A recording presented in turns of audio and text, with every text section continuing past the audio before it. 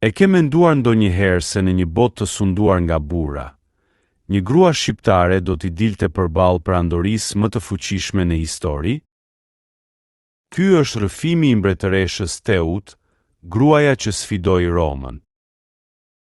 Rreth vitit 230 para erës son, Iliria ishte një mbretëri e fuqishme që zotëronte brigjet e Adriatikut, me flotë të madhe dhe njerëz që jetoni me erën e detit. Në krye të saj qëndronte Teuta, një grua me mendje të mpretë dhe zemër luftarake. Ajo nuk ishte mbretëresh për zbukurim, por një udhëheqëse e lindur. Komandoi anije, udhëhoqi burra në betejë dhe mbrojti çdo pëllëmb të tokës ilire. Kur romakët i dërguan ambasador që t'i kërkonin të ndalonte piratët e saj, Teuta i pa drejtë në sy dhe tha: "Unë s'mund t'i ndal njerëzit e mi nga deti, ashtu siç ju s'mund ta ndalni detin të fryj." Një fjali që tronditi Romën.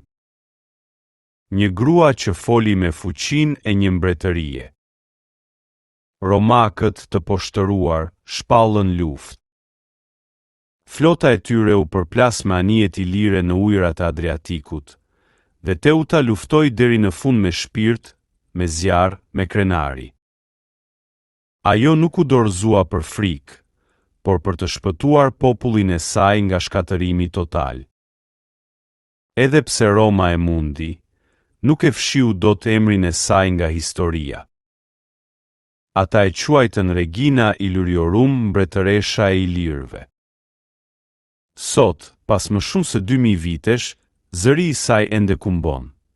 Një grua që guxoi të thotë jo ndaj një perandorie, një shqiptare që i tregoi botës se deti nuk i bindet askujt.